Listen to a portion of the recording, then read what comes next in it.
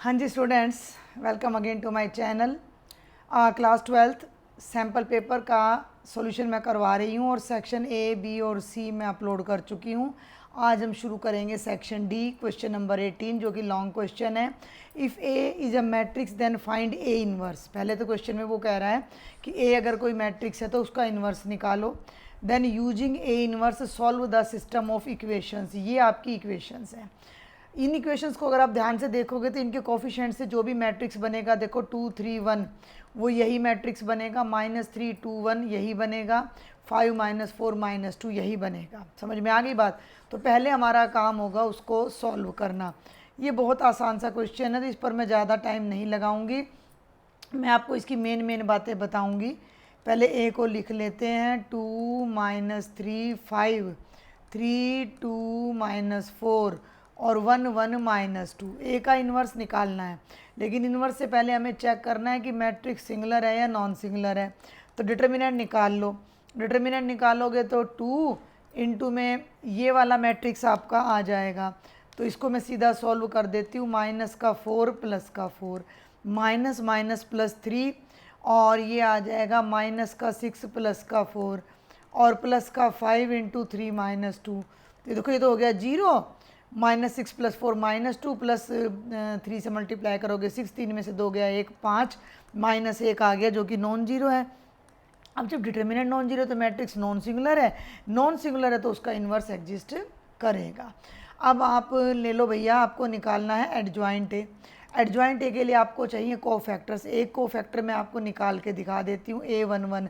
मान लो इसका कोफैक्टर निकालना है तो -1 की पावर 1 + 1, ये वाली रो और कॉलम हट जाएगा। जो एलिमेंट्स बच गए उनके डिटर्मिनेंट को आप सॉल्व करोगे तो 1 इंटू -4 +4 0 आ गया। इस तरह से सारे के सारे एडजॉइंट आप निकाल सकते हो, सारे के सारे कोफैक्टर आप निकाल सकते हो और उनको पुट करके फिर आप डायरेक्ट एडजॉइंट निकालोगे। एडजॉइंट में जितने भी कोफैक्टर्स आप निकालते हो उनका रेसिप्रोकल लेना है। मतलब इस रो के कोफैक्टर्स को इस तरीके से लेना है, 1 1 1 2 1 3 2 1 2 2 2 3 3 1 3 2 और भाई 3 3। इनकी वैल्यूज़ को अब आपने यहाँ पुट कर देना है।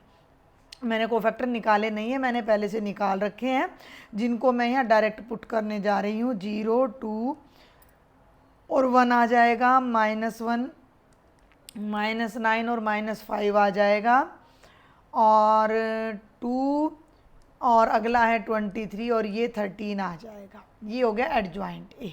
क्लियर हो गया? अब आप निकालोगे ए का इन्वर्स। ए इन्वर्स क्या होता है भाई? ए इन्वर्स होता है adjoint A divided by determinant of A. A का डिटर्मिनेंट -1 आ रहा है, यानी इसको पूरे को -1 से डिवाइड करना है। समझ गए ना? तो -1 से डिवाइड करने में तो क्या ही फ़र्क पड़ेगा, सब में माइनस चेंज हो जाएगा इसके अंदर साइन। 0 + 1 -2 -2 + 9 -23 -1 + 5 और -13। ये आ गया ए इन्वर्स। अब हमें मैट्रिक्स दे रखा है जिसको हमने सॉल्व करना है। तो यही मैं आपको थोड़ा आइडिया दूंगी कि ये मैट्रिक्स लिखा जा सकता है AX = B की फॉर्म में, जिसमें A यही वाला मैट्रिक्स बनेगा जिसका इन्वर्स एग्जिस्ट कर रहा है। तो सॉल्यूशन हो जाएगा A इन्वर्स B और B हमारा ये वाला मैट्रिक्स बनेगा 11 -5 और -3 और X हमारा बनेगा कोफिशिएंट्स का मैट्रिक्स।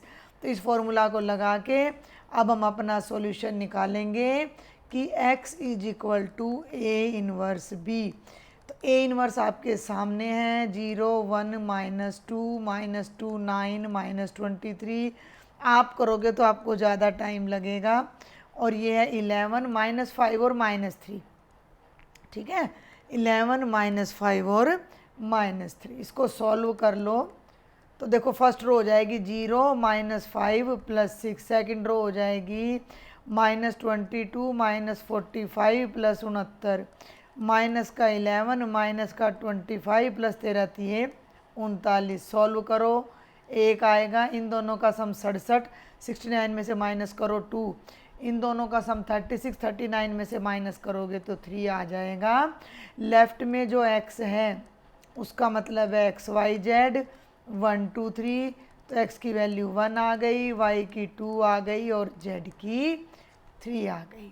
सिंपल सा है। अब चलते हैं इसकी इंटरनल चॉइस पर। अब सॉल्व करते हैं 18th क्वेश्चन का जो इंटरनल चॉइस है, वो भी मैट्रिक्स से है लेकिन वो स्टेटमेंट सम है। बहुत ही आसान है, कुछ वर्बल बताऊंगी। The cost of 4 kg onion, 3 kg wheat and 2 kg rice is 60। Cost of 2 kg onion, 4 kg wheat, 6 kg rice is ₹90। The cost of 6 kg onion, 2 kg wheat and 3 kg rice is ₹70। Find the cost of each item पर kg bye matrix method. उसने clear बोल दिया है कि भैया 1 minute, आपने कौन सा मेथड लगाना है, मैट्रिक्स मेथड ही यूज करना है। तो आप पहले तो सपोज कर लो कि let cost of 1 kg onion, ये लिखना पड़ेगा, x rupees cost of 1 kg wheat, y rupees और cost of 1 kg rice is z rupees.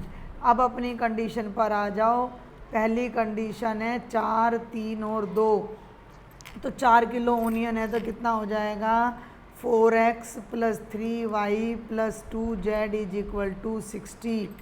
दूसरा बन जाएगा, ये देखो 2 किलो ओनियन 4 किलो वीट है तो ये बन जाएगा 2x + 4y + 6z = 90। और जब मैं थर्ड लाइन पर जाती हूँ तो ये बन जाएगा हमारा 6x + 2y + 3z = 70। अब आपका मैट्रिक्स का सिस्टम बनकर रेडी हो गया है और बिल्कुल पिछले क्वेश्चन की तरह, उसमें बस ये था इन्वर्स पहले निकाला था, इसको हमने सॉल्व करना। This system can be written as ax = b। A coefficients का मैट्रिक्स है 4 2 6 3 4 2 2 6 3। एक्स हम सबको पता है एक्स वाई जेड है और बी हमारा कोफिशिएंट्स का मैट्रिक्स है 60 90 70। सबसे पहला काम क्या करेंगे, ए इन्वर्स को चेक करना है, ए इन्वर्स को नहीं, सॉरी, डिटर्मिनेंट ऑफ ए को चेक करना है। जब तक डिटर्मिनेंट नहीं आएगा तब तक हम कुछ कह ही नहीं सकते कि कैसे सॉल्यूशन आएगा हमारा। तो 4 इंटू डायरेक्ट कर रही हूँ मैं, 4 3 जा 12 - 12, 4 3 12 घटा 12 -3, 3 वाली रो और कॉलम चला गया और इसको भी बीच में से इस मार्क को भी हटा दो तो चला गया, तो ये आ गया 2 3 6 -36 और +2 इंटू 4 -24, ये तो आ गया 0। माइनस का 30 दिया 90, देखो 24 में से 4 गए 20 दूनी 40 और ये आ गया 50 जो कि नॉन जीरो है। नॉन जीरो है तो ए का इन्वर्स एग्जिस्ट करेगा। इन क्वेश्चन का सॉल्यूशन मैं थोड़ा जल्दी ही कराती हूँ क्योंकि ये इतने मुश्किल नहीं हैं। अब आप इनके निकाल लेना कोफैक्टर्स, जो कि मैंने पहले ही सॉल्व कर लिए हैं। सीधा मैं एडजॉइंट ही बना देती हूँ बल्कि आपके लिए।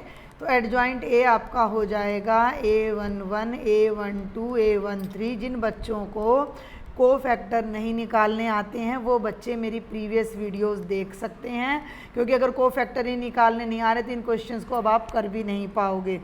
ठीक है, तो इस तरीके से एडजॉइंट ए पर आप आ जाओ तो सीधा मैं यहाँ कोफैक्टर्स ही पुट कर रही हूँ।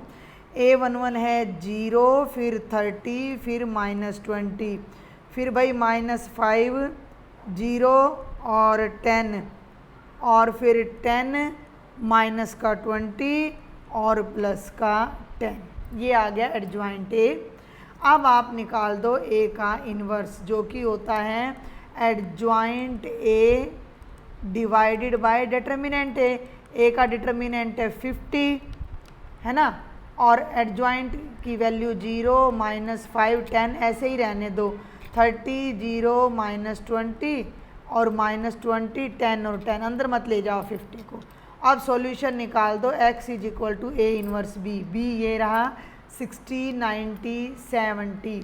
ठीक है, तो यहाँ A इन्वर्स आपके सामने ऊपर है, मैं दोबारा लिख रही हूँ 0 30 -20 -5 0 प्लस का 10 10 -20 और 10। और b की वैल्यू अभी अभी देखी थी, फिर देख लेते हैं 60 90 70। b की वैल्यू आ रही है 60 90 और 70। मल्टीप्लाई कर दो भाई, फर्स्ट रो को फर्स्ट कॉलम से करो 0 9 9 5 45 -450 + 70। सेकंड रो को करो तो 3 6 1800 जमा 0 घटा 1400। थर्ड को करो तो माइनस का 1200 जमा 900 जमा 700। बाहर है 1/50 और अंदर इधर लेफ्ट में अपना x चल रहा है और ये हो जाएगा माइनस का 0 माइनस का 380। ये माइनस का 380 नहीं आएगा, यहाँ पर ये 10 की 70 से करनी थी, 700 आना था, 0 5 250 आएगा। 1800 में से 1400 गए तो 400 आएगा, 9 और 7 16 में से 1200 गए तो 400। 50 से सबको डिवाइड करो तो 5 5 जा 5 8 जा और 5 8 जा। तो लेफ़्ट में अपना एक्स वाई जेड चल रहा है, राइट में आ गया 5 8 8। तो अलग अलग कर सकते हो, x की वैल्यू 5, y की 8 और z की वैल्यू 8 आ जाएगी, जो कि बहुत सिंपल सा क्वेश्चन है। कैलकुलेशंस हैं लेकिन इजी बहुत है। ये आपको पूरे 5 नंबर देता है एक फ्रेम में, ये पूरा क्वेश्चन है। कोई डाउट है, क्वेरी है, मुझे ज़रूर शेयर करें। आगे बढ़ते हैं और अब सॉल्व करेंगे बेटा question number 19। Show that the height of a closed right circular cylinder of given volume and least surface area is equal to its diameter। सबसे पहले तो स्टेटमेंट को अगर ना समझ आए तो 2 बार कम से कम पढ़ना है। अब जो ये लीस्ट वर्ड आ रहा है इससे हमें पता लग रहा है कि सरफेस एरिया को मिनिमाइज़ करना है, तो ये मैक्सिमा मिनिमा का क्वेश्चन है। गिवन वॉल्यूम यानी वॉल्यूम हमें गिवन है, तो वॉल्यूम वाले कॉन्सेप्ट को यूज करके सरफेस एरिया को मिनिमाइज करना है। और ये कह रहा है कि ऐसा कोई एक सिलेंडर है जिसकी वॉल्यूम हमें दे रखी है और उसका सरफेस एरिया अगर मिनिमम है तो जो उसका रेडियस होगा, ध्यान हाइट होगी, जो height is equal to its diameter. बीच की चीज़ों को अगर मैं अब गायब कर दूं और फर्स्ट और लास्ट को कनेक्ट करूं तो ये कहता है कि height is equal to its diameter. Sorry, H कितना हो जाएगा 2r। कब? जब सरफेस एरिया मिनिमम आएगा तो। क्लियर है? तो आपको एक क्लोज्ड राइट सर्कुलर सिलेंडर दे रखा है। जब आपको एक सिलेंडर दे रखा है तो उसका बेस का रेडियस होगा और उसकी हाइट होगी।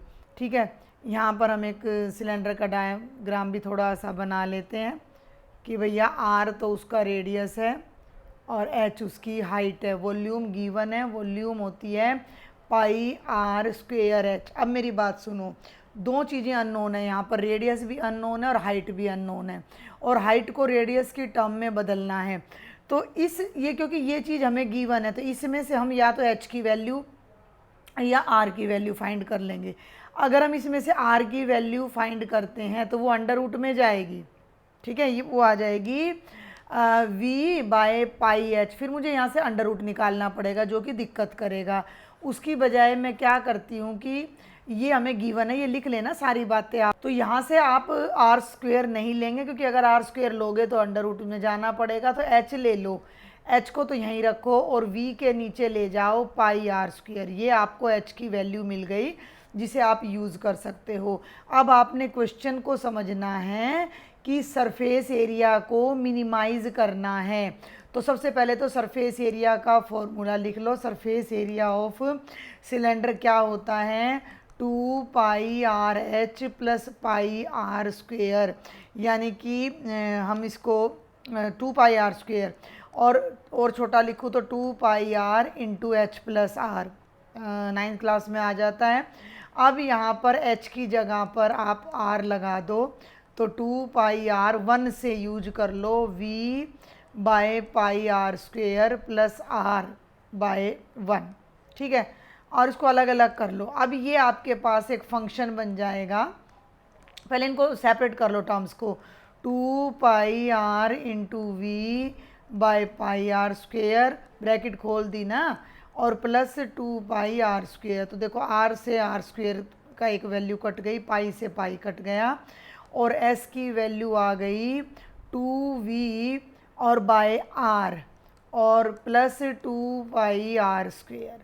ये आपका सरफेस एरिया की वैल्यू आ गई केवल आर में, जिसको आपने मिनिमाइज करना है। अगर वाई आपका कोई फंक्शन है एक्स में, तो मिनिमाइज करने के लिए पहले फर्स्ट डेरिवेटिव निकालते थे, उसको इक्वल टू 0 करते थे, उससे एक्स की वैल्यू निकालते थे और उस पर डबल डेरिवेटिव का साइन चेक करते थे। अगर वो पॉजिटिव है तो फंक्शन मिनिमम होता था। अब यहाँ पर वाई की जगह एस आ गया है और एक्स की जगह आर आ गया है, तो आपने D S by D R निकालना है और D square S by D R square निकालना है। देखेंगे ज़रा, तो भाई इसको कर दो डिफ्रेंशिएट, तो D S by D R, 1/r की डिफ्रेंशिएशन होती है -1/r स्क्वेयर, तो ये हो जाएगा -2v/r स्क्वेयर, और r स्क्वेयर की होती है 2r, 2 आगे आ जाएगा तो ये बन जाएगा 4πr। एक बार जल्दी से डबल डेरिवेटिव और निकाल लो। देखो आर स्क्वेयर है नीचे, यहाँ पर आर स्क्वेयर है जो ऊपर जाकर हो जाएगा आर की पावर -2, इसकी डिफ्रेंशिएशन करोगे तो -2r क्यूब की पावर -3, तो -2/r³ इसकी डिफ्रेंशिएशन आ जाएगी। अब मेरी बात ध्यान से सुनना, -2v तो पहले से है और -2/r³ ये आ गया, और r का डेरिवेटिव 1 आ गया, तो +4π minus minus plus 4v/r³ plus 4π, ये आपका आ गया डबल डेरिवेटिव। इसको होल्ड पे कर लो। और अब हमारा नेक्स्ट काम क्या है कि फर्स्ट डेरिवेटिव को इक्वल टू 0 रख के पहले वैल्यू निकालेंगे। थोड़ा सा और इसको इधर कर लेते हैं ताकि हमें अच्छा स्पेस मिल जाए काम करने के लिए। तो अब हम क्या कर लेते हैं, पुट, भाई लॉजिक याद है ना आपको, भाई फर्स्ट डेरिवेटिव निकाल और उसको इक्वल टू 0 कर दो। तो ये आपका D S by D R था, तो -2v/r² plus 4πr is equal to 0। 4πr को लेफ्ट में रख लो, ये नेगेटिव है, राइट में जाएगा तो पॉजिटिव हो जाएगा। हमें यहाँ से r की वैल्यू निकालनी है, तो इसको तो यहाँ ले आओ r³ और 4π को राइट में ले जाओ, 2v/4π। क्लियर हो रहा है, मेरी बात समझ में आ रही है? भाई r तो अपना लेफ्ट में आ गया और r³ आ गया 2v/4π। इससे हम कोई r वगैरह नहीं निकालेंगे। बात को समझना मैं क्या बताना चाह रही हूँ, हमें r की वैल्यू की ज़रूरत नहीं है। अगर मैं r की वैल्यू निकालूंगी तो मुझे इसका क्यूब रूट लेना पड़ेगा जो कि लंबा पड़ेगा। हमने करना क्या है, हमने फर्स्ट डेरिवेटिव को 0 रखा और उससे r की जो भी वैल्यू आएगी वो मैंने सेकंड डेरिवेटिव में रखनी है। सेकंड डेरिवेटिव में पहले ही r³ आ रहा है, तो मैं इस वैल्यू को यूं का यूं उठाकर सेकंड डेरिवेटिव में रख दूंगी। मैं क्यों r निकालूंगी, समझ रहे हैं मेरी बात को?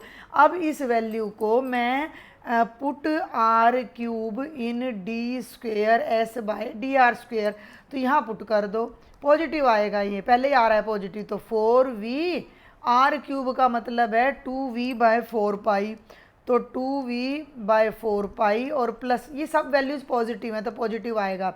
ऊपर ले जाओ 4v into 4π/2v plus 4π, v से v कट गया, 2 दूनी 4, 2 4 जा, ये हो गया 8π प्लस 4π 12π जो कि पॉजिटिव है। और जब आपका डबल डेरिवेटिव पॉजिटिव आ रहा है तो हम यहाँ कह सकते हैं कि सरफेस एरिया इज लीस्ट, यानी मिनिमम हो गया। लेकिन इसने एक बात और कही है कि जब सरफेस एरिया मिनिमम है तो हाइट जो है वो डायामीटर के इक्वल है। ये प्रूव नहीं हुई बात, इसको कैसे प्रूव करेंगे? अब इस r की वैल्यू को हम वॉल्यूम में रखेंगे। अब आ जाओ वापस कहाँ पर, अपना वॉल्यूम और हाइट के रिलेशन पर ध्यान देना भाई।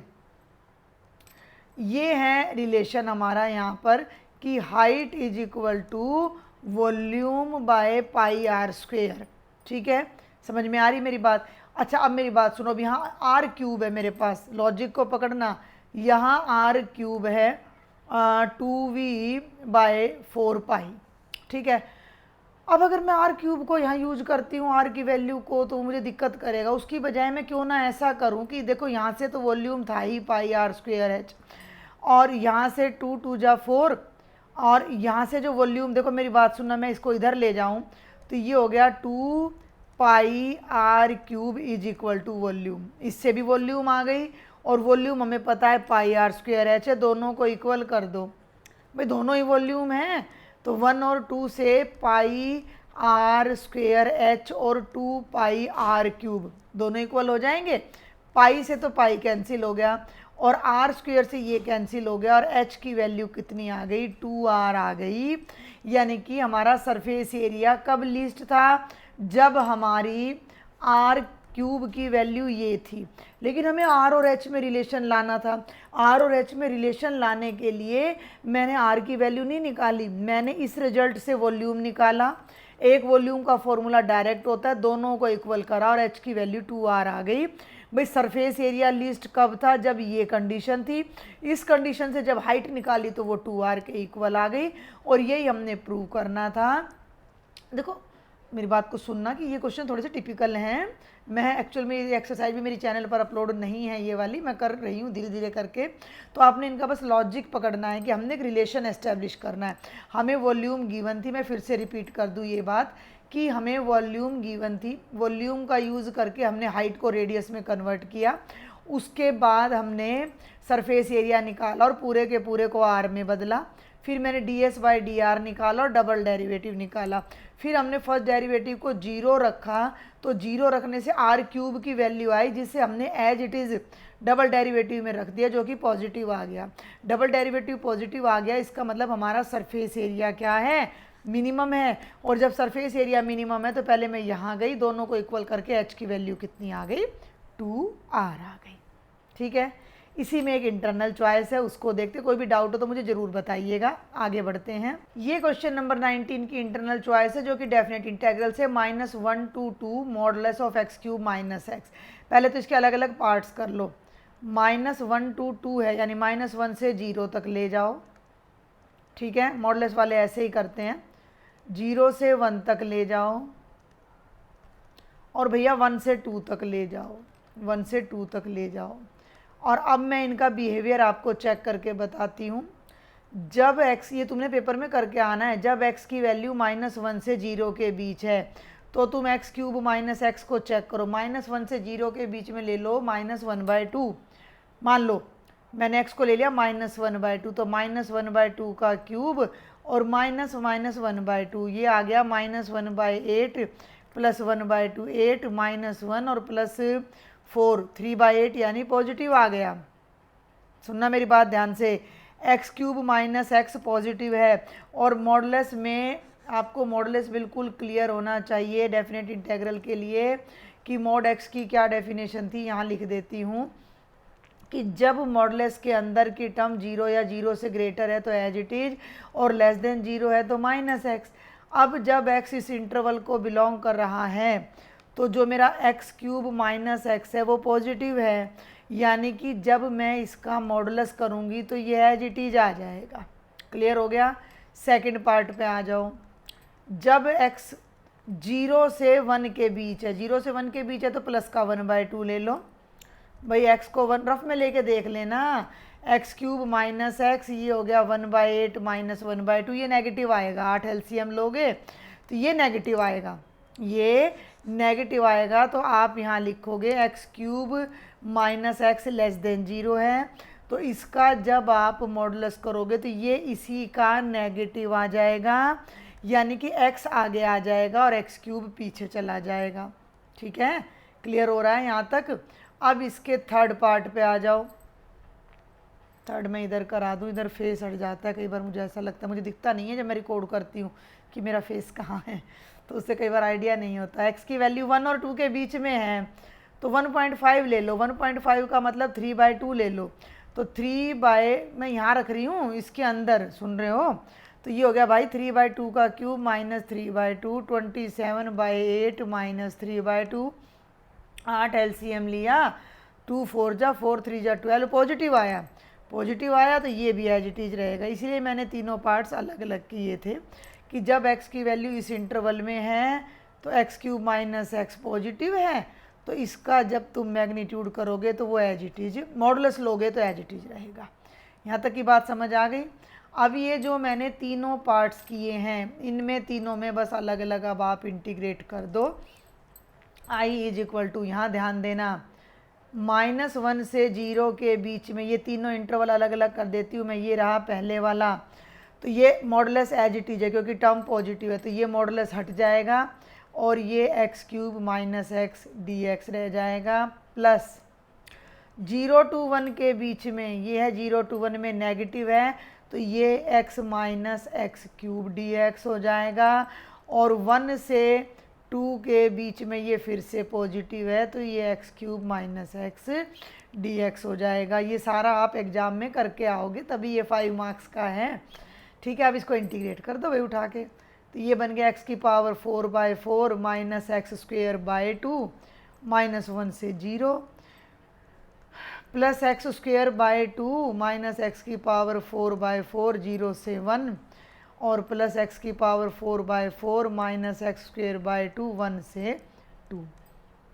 ठीक है भैया, अब इसमें पुट कर लो, 0 रखोगे तो 0 minus 0 upper limit minus lower limit -1 रखना है, -1 की पावर 4 करोगे 1/4 माइनस 1/2 ब्रैकेट बंद।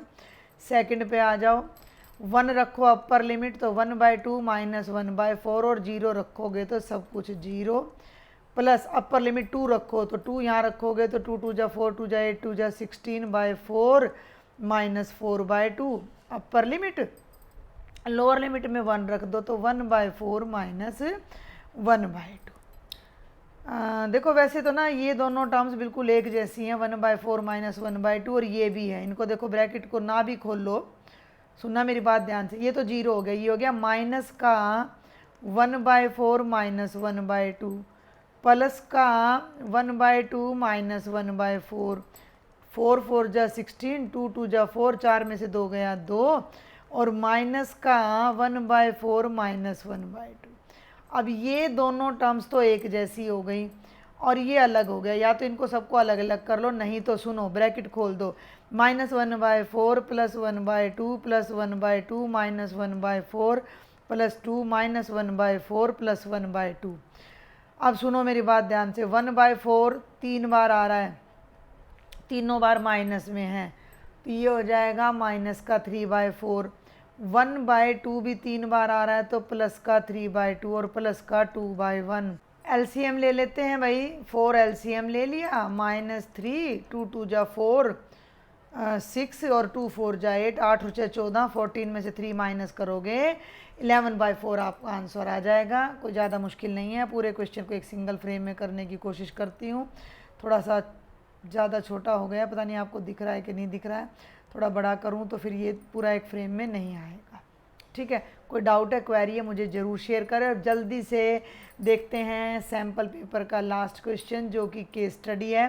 केस स्टडी के लिए मैं आपको आइडिया दे दूं कि जो लास्ट ईयर आया था लीफ वाला वो भी ज़रूर देख लीजिएगा, बहुत इंपॉर्टेंट क्वेश्चन है वो, जो लास्ट ईयर केस स्टडी आया था।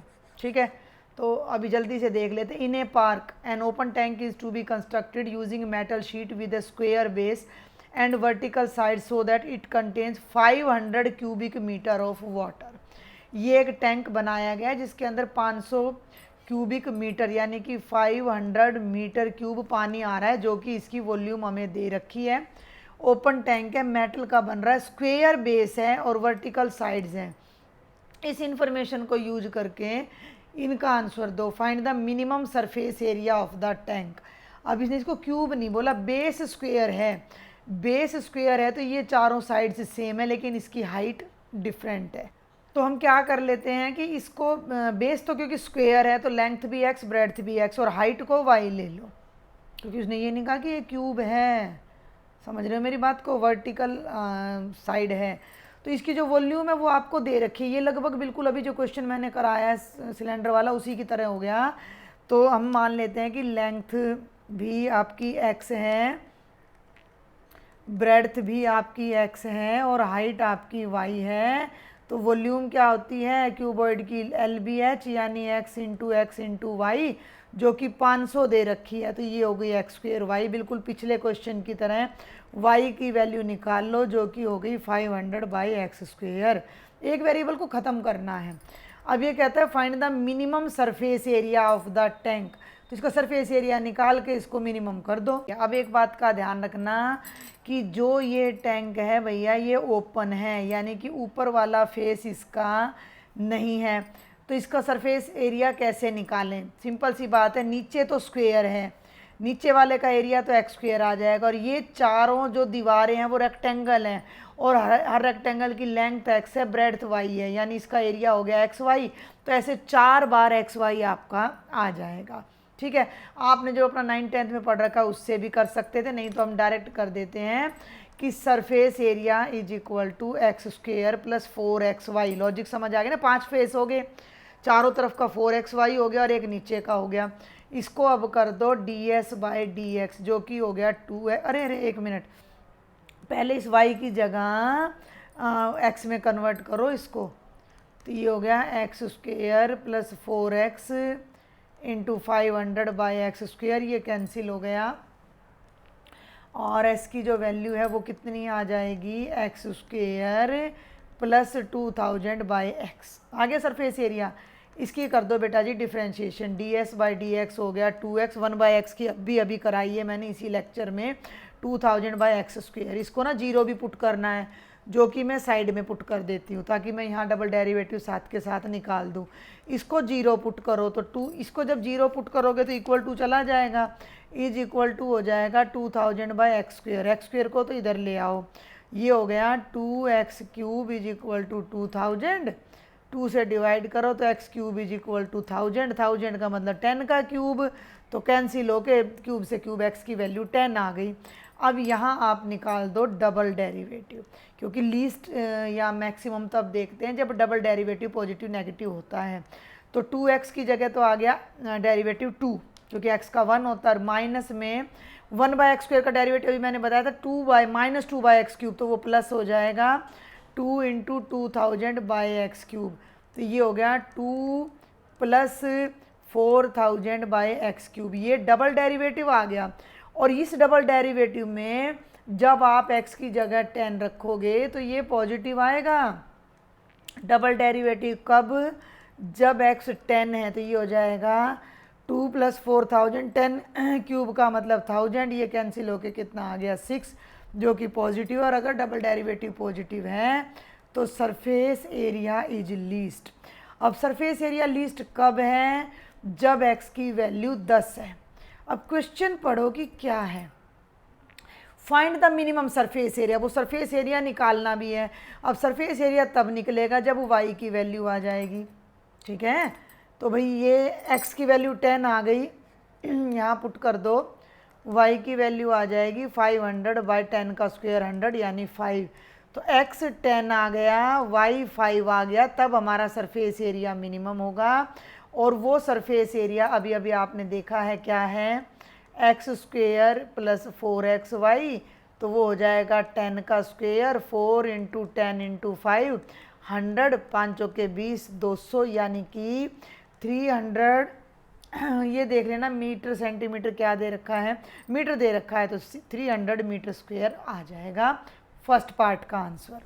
अब जल्दी से देखते हैं इसी का सेकंड पार्ट, स्लाइड कर इधर कर लेती हूँ, मैं इस तरफ करवाती हूँ आपको। देखो सेकंड पार्ट क्या कहता है, find the percentage increase in volume of the tank if the size of square base of tank, एक minute, size of square base of tank becomes twice and height remains the same. देखो अभी क्या था, अभी x आपका 10 आ रहा था, y 5 आ रहा था, तो वॉल्यूम क्या थी, length into breadth into height, यानी कि x² इंटू वाई, यानी कि 10 का स्क्वायर इंटू 5, यानी वॉल्यूम, वैसे भी वॉल्यूम 500 दे रखी थी, मैंने ऐसे ही निकाल दी दोबारा आपके लिए।